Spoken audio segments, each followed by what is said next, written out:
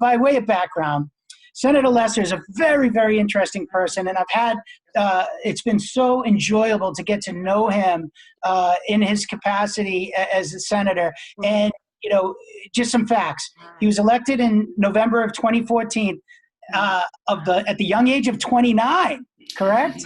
That's amazing. Not 29 anymore, but yeah. No, you're not. You're not. I wasn't going to say that. You did, Senator. You know, he represents the 1st Hampden and Hampshire district in Western Mass, which is so important. We've had amazing conversations about economic development as it relates to the entire community. Folks on the call, you all know, this isn't just about Cambridge and Boston. This is about how the life sciences can sprawl across the entire Commonwealth. And the Senator and many of you and myself have had numerous conversations about that.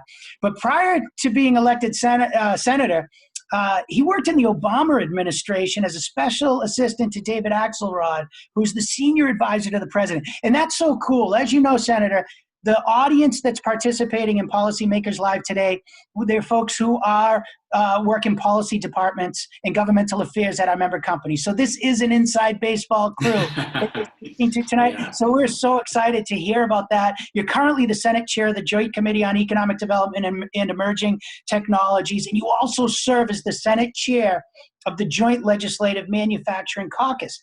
Very important to what we've been talking about in the past, what we're going to talk about today, and even more so in the future. So very exciting. We're looking forward to hearing your thoughts, how legislating has changed, you know, the Senate's plans for the rest of the session, and what initiatives you're considering as you grapple with this economic impact that this horrible pandemic has had on the Commonwealth. So, Senator Lesser, welcome. Do you have any opening remarks that you want to share with us before we get into the Q&A? You know, thank you so much, Bob. I mean, I think probably the back and forth will be more interesting, but just want to say thank you to you and thank you to everyone who's on the Zoom today. And, you know, I just want to say that we're obviously it's become trite almost to say an unprecedented situation, but it really is a once-in-a-century moment here. And it's a once-in-a-century moment for life sciences as well, and for the biotech industry, of course. And we're really going to be relying on all of you and on your sector, both to help us get out of COVID in terms of a vaccine and therapeutics, but also to be that economic engine and that job creation engine for us at a time when we're going to, for a very long time, be facing a very severe economic downturn. So we'll get into all that, but I really just want to say thank you and looking forward to continued partnership. All right, before we get into the Q&A, and because this is such a political group, one of the things that you and I always like to talk about, and people may not know this, but you've been an advisor to the show Veep. So ladies and gentlemen, any of you guys that are out there that watch Veep, Senator Lesser has played a role in how amazing that show is. How did that come about? Yeah, so well, thanks, Bob. Yeah, fun extracurricular activity. I was in law school. I was actually getting ready. I was registering for classes. I had worked for 4 years for President Obama, 2 years on his campaign, and 2 years at the White House for David Axelrod, as you mentioned, and also for Austin Goolsbee, who was the president's chief economic advisor. He was the chair of the Council of Economic Advisors when I worked for him. And anyway, I left that. We could get into that another time.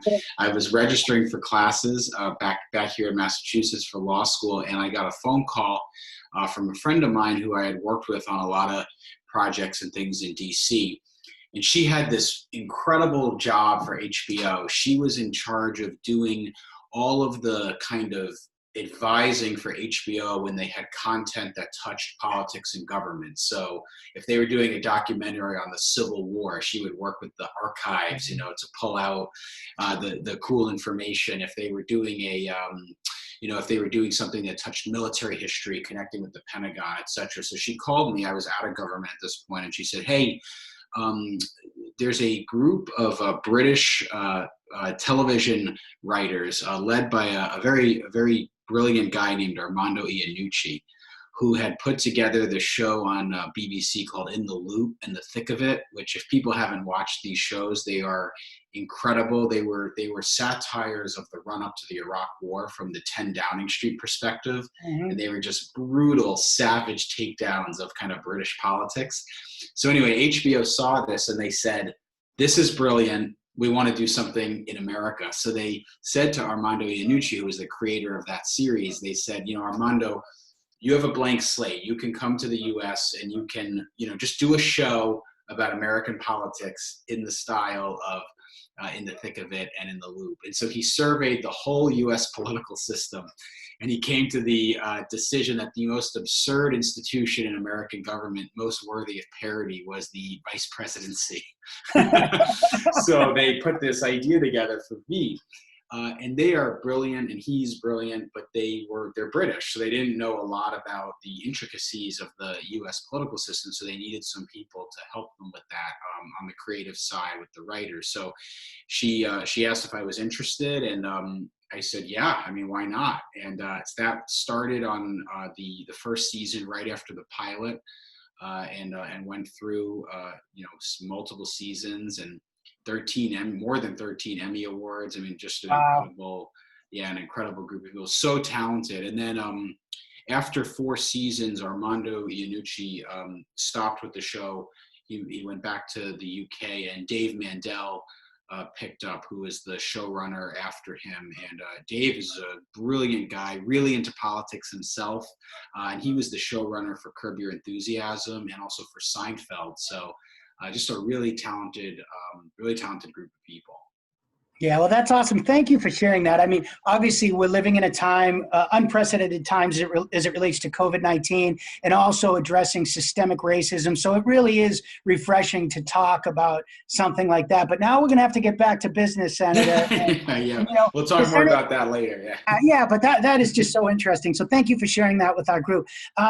Last week, the Senate did a listening session across, for Massachusetts economic recovery. What are your thoughts about that exercise, and what are your thoughts as the state approaches phase 3 of reopening?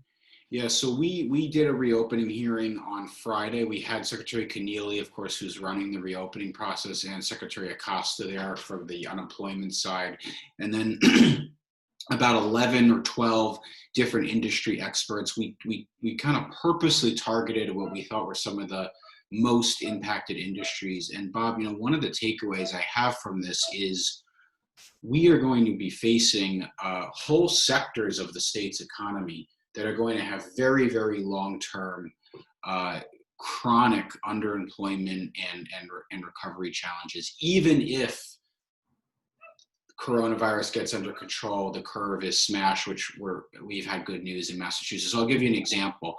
Massachusetts Restaurant Association testified that they are expecting at this point 1 out of 5 restaurants in the state, more than 3,600 restaurants statewide, will never reopen. Wow. Never reopen, which is just devastating when you think about the impact that has on the workforce. You mentioned racial equity. A lot of the people working in restaurants are immigrant communities, Black and brown communities, and we're going to be facing a devastating situation. Another example, we had Unite Here, the workers that represent culinary workers and hotel workers. They have faced 95% of their workforce has been laid off, not furloughed, laid off, and they don't expect a recovery in the hotel occupancy market in Massachusetts to get back to its 2019 levels for at least 3 years. So we're going to have a challenge in the sense that you're going to have large portions of the workforce. Right now we have about 1 million people, which is just, I mean, if on March 1 you and I said Massachusetts was going to have 1 million people collecting unemployment insurance, by the beginning of the summer, we would have thought that was complete fantasy. And so I just, my concern is that we are not acting with enough urgency, frankly, on the long-term economic consequences that we have here. And we're going to need the biotech sector to be partners with us in that recovery effort. Senator, you the minute this pandemic was coming on board in early March, we talked quite a bit, and you were so kind to reach out to say, hey, what's going on? What do your partners in government need to do so that we can address this issue? And I mean, we have a lot more clarity and a lot more information now than we had then. And you may not be old enough to remember this, but I am now. I remember I used to be the young guy. But that being said, we used to have a phrase in Massachusetts, make it in Massachusetts, right? We were a mecca for manufacturing. And one of the things that we learned through the pandemic was the cracks that are in our supply chain. Things that could and perhaps should be manufactured here that aren't for various reasons, we found out we didn't need them. The same way, we never would have thought that the unemployment rate would be that high. Did you ever think, there's two things. Did you ever think that we'd be able to sit here and say the most important thing to the world's economy is a vaccine? I never thought we'd be able to say that. And two, did you think we'd ever be in a situation where we couldn't get a surgical mask or an N95 mask? Did you ever think we'd know so much about N95 masks and I know. what goes into manufacturing, and swabs and test kits and ventilators and parts for ventilators? I see this as a huge opportunity for Massachusetts to get back to not only making things, but making the ingredients and parts that go into making things. And with you as the chair of the manufacturing caucus, like, these are things we should really talk about right now. And what are your thoughts on that? Especially South Coast, North Coast, Central Mass, Western Mass, right? These are, we're good at this stuff. Exactly, Bob. We got to put you on TV. I couldn't have said it better myself. I get so excited. But one of the things that coronavirus is exposing a lot of underlying issues in our state, in our society, rather than necessarily creating them. And one of the underlying issues, and you and I have talked about this a lot, is the erosion of our manufacturing sector over the last 30, 40, 50 years. Luckily, in Massachusetts, we still have a very robust advanced manufacturing and medical, for example, medical device manufacturing sector. But what I think this shows in stark relief is we've got to bring our supply lines tighter to their sources, and we've got to do a better job of hiring people at various skill levels. So I'll give you an example. Universal Plastics is a company in Holyoke, right next door where I represent. And this is just an example. There's literally hundreds of companies like them across our state. But they were making and started making the components for the diagnostic kits that you need for the testing, the DNA test agents. I know you and I talked about this. There was a shortage at the hospitals. So they have been making components for these test kits, as well as making face shields and PPE. And because they're local, because they're based in Massachusetts, they didn't have the supply considerations. They didn't have the customs issues, the issues with getting PPE from China or wherever else. They were able to give it directly local to hospitals and human service providers right in our own neighborhood. And very importantly, they were able to hire local people.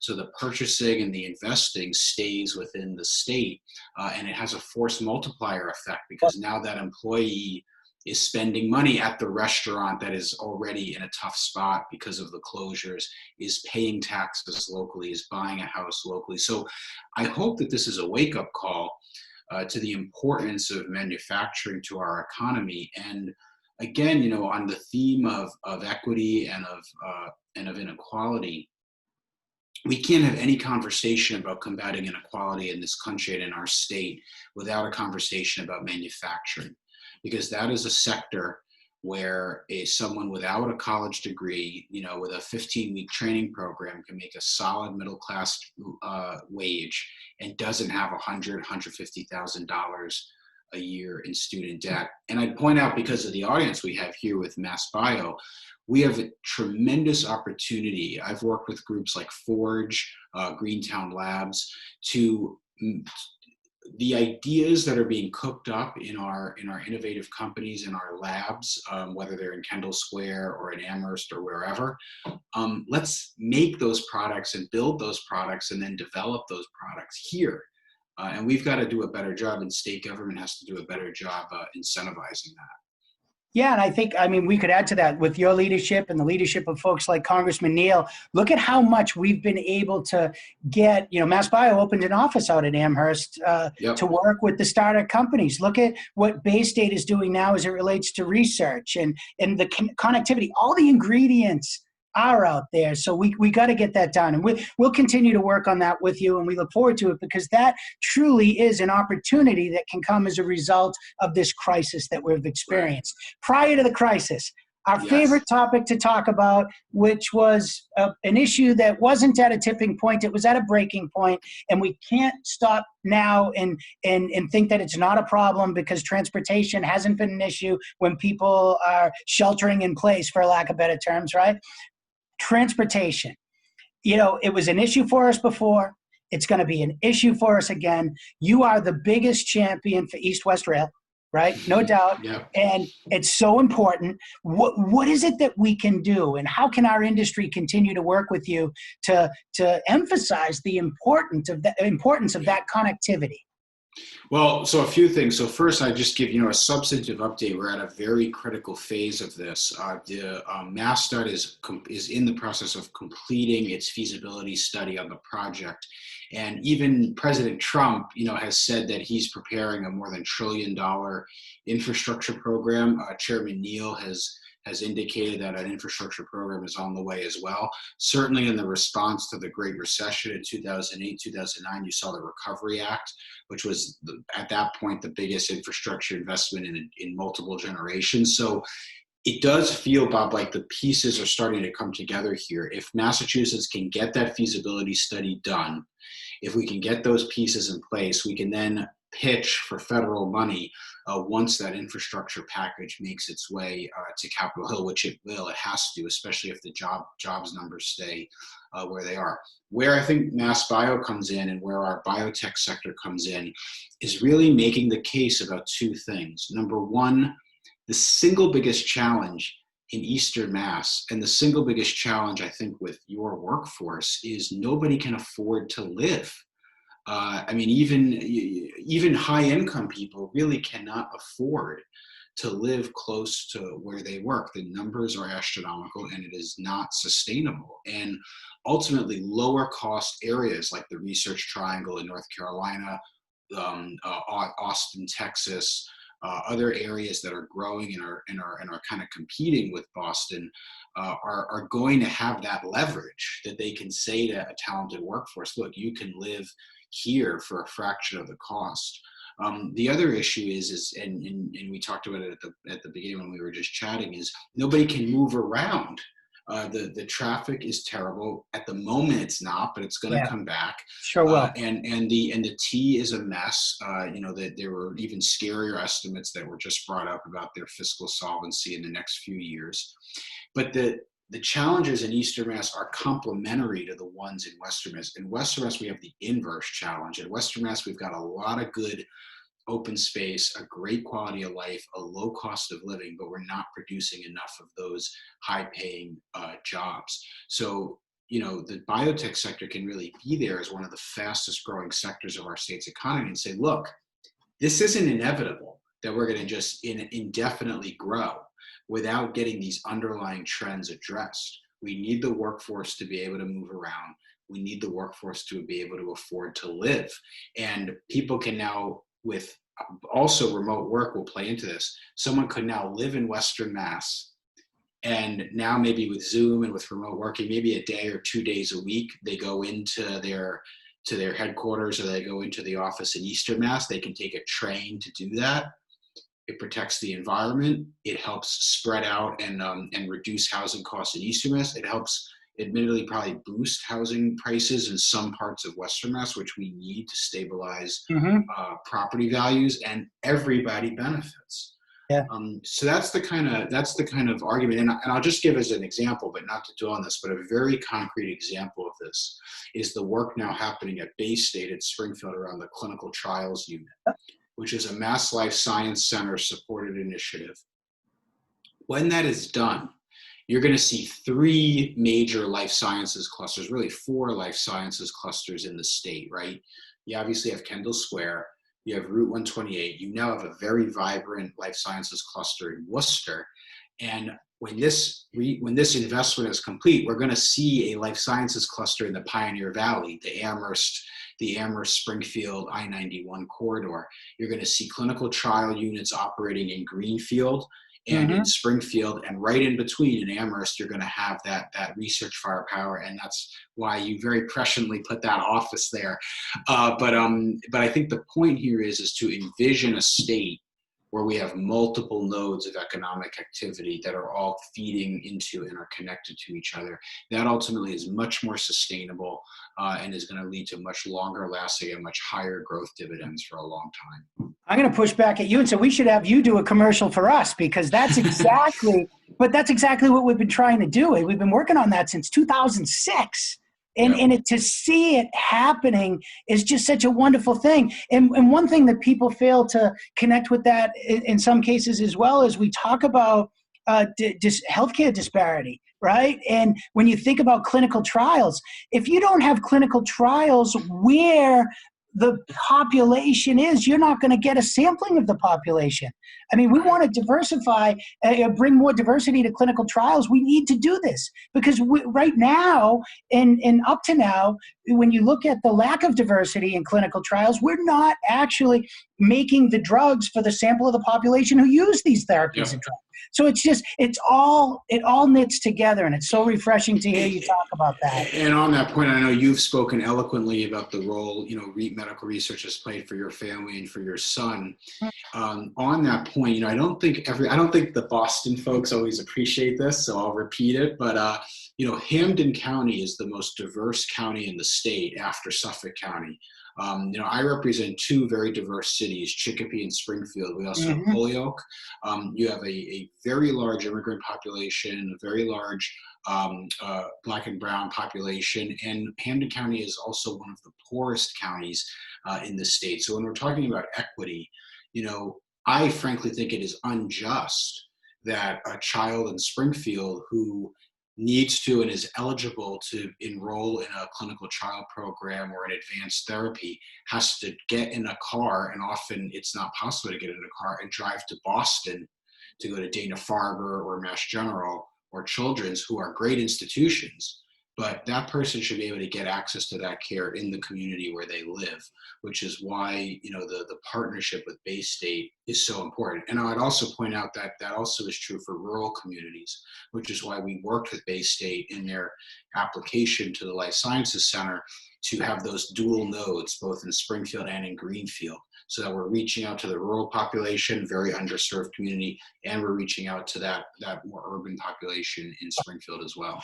And you couple that with the investment in the Berkshire Innovation Center. This is all coming together, Senator. You could write a white paper on how to build a life sciences cluster, and it's happening, and that's really exciting. Let's move on a little bit, and we did talk about disparity in healthcare, and we may come back to that if we have time, but I'm glad we touched upon that. I have a question coming in from the audience. One of the questions, we already answered it. I asked the question about manufacturing opportunities across the Commonwealth. We did that. A great question coming in as well. The COVID-19 crisis has created us to accelerate things like telehealth. Payers have also waived prior authorizations. This means patients have improved access to medicines they need. I think we all agree that telehealth is here and it's real and it's great as it relates to disparity and convenience and all those issues. Do you think that we could utilize this opportunity as a catalyst for permanent change?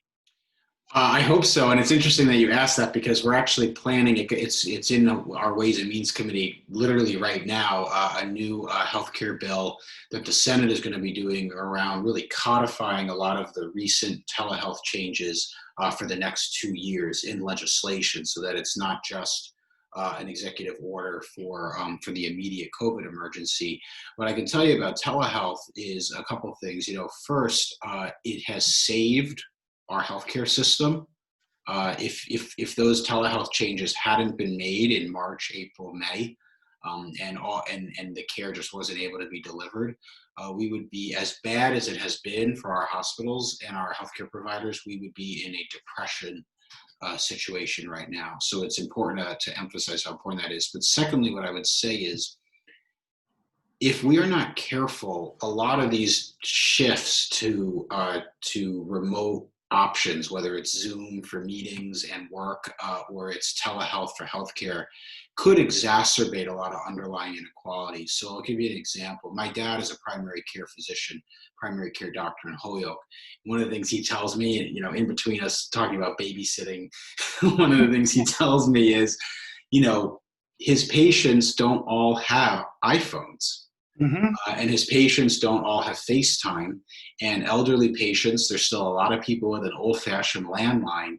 And if insurance is only reimbursing one rate for video and another rate for audio, you're locking in an inequality there in terms of which population is going to get the service and which isn't. So we've got to be really aggressive about making sure that we're fighting for equity. And I actually think that if you're smart about it, you can boomerang some of these issues to really make a difference. So now what telehealth will allow us to do, if you have proper policy in place, is it will open access to so many more communities, rural communities. I mean, in parts of Western Mass, you have to drive more than an hour to get primary health services, let alone specialized care. If you allow telehealth, now that population gets access.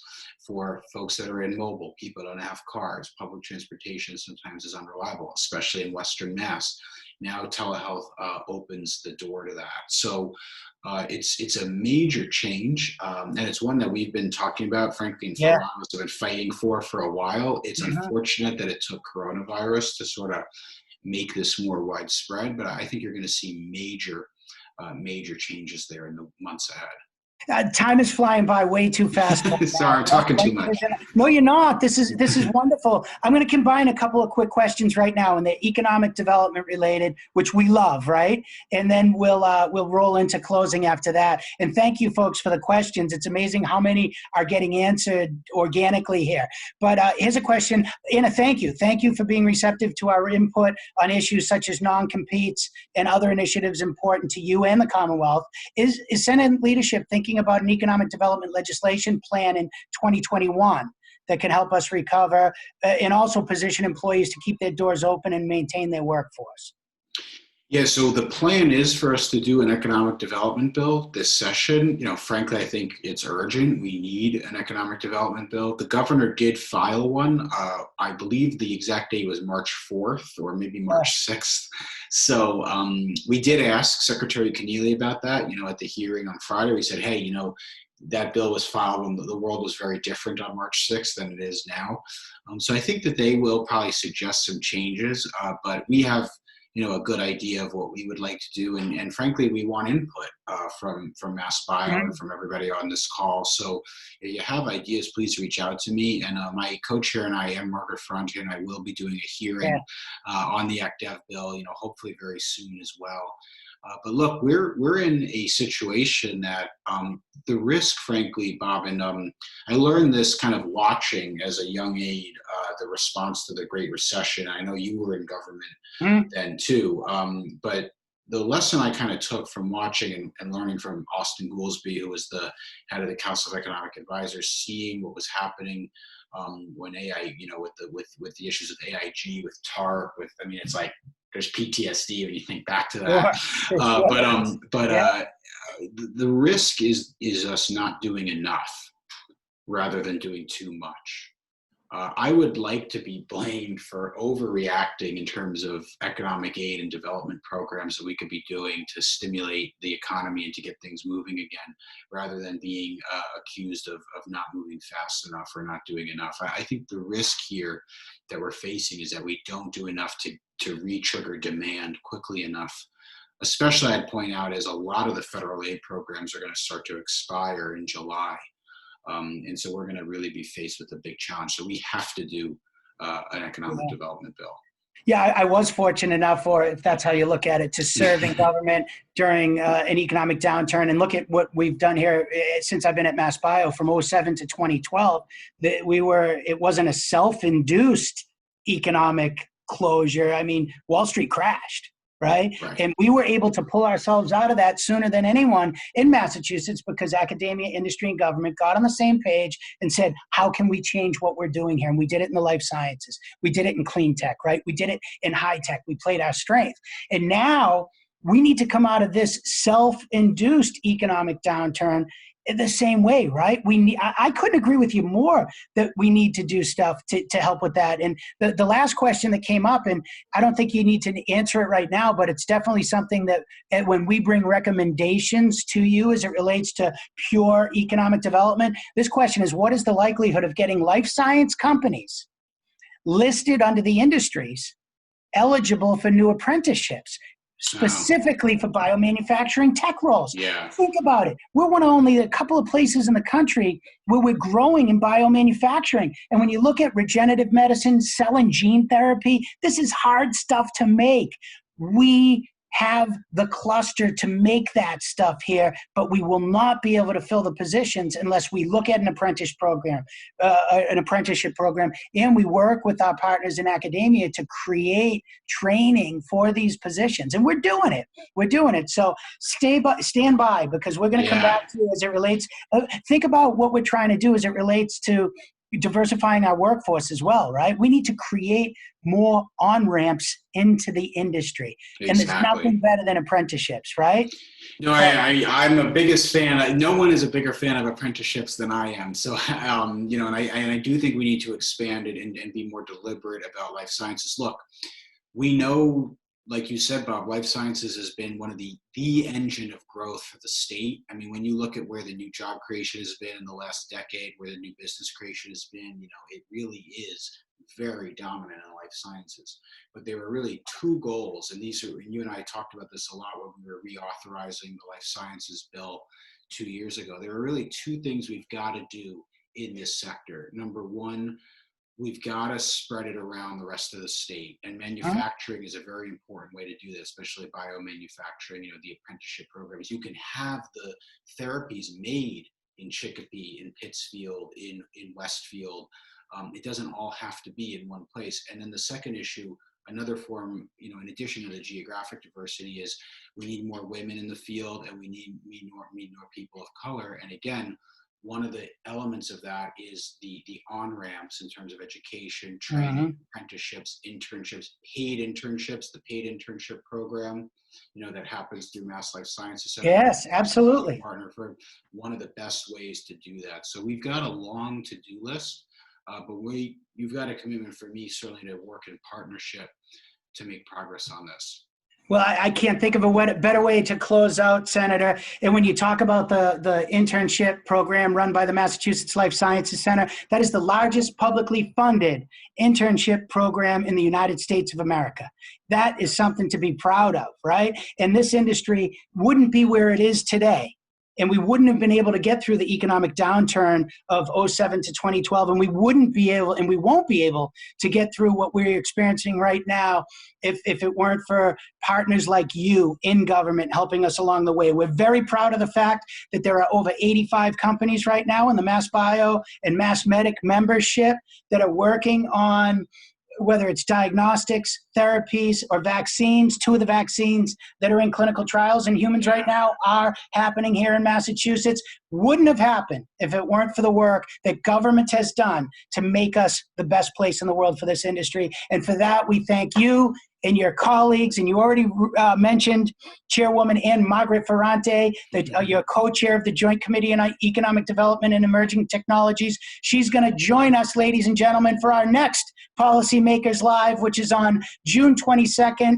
at 11 a.m., Monday, June 22nd at 11 a.m. Mark your calendars. We want to thank again our sponsors for the June series, Novo Nordisk, Synovian, Takeda, and Vertex. And most of all, Senator, we want to thank you. Thank you for your leadership. Thank you for the work that you do day in and day out on behalf of patients and the folks in the Commonwealth of Massachusetts, not just your amazing constituents that are lucky to have you in Western Massachusetts, but your work in economic development is good for the entire Commonwealth. Thank you for being a friend. I truly, truly enjoy working with you and learning from you, and can't thank you enough. So folks, that's it for today on Policymakers Live.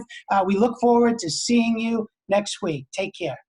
Bye-bye. Thanks, Bob. Bye-bye.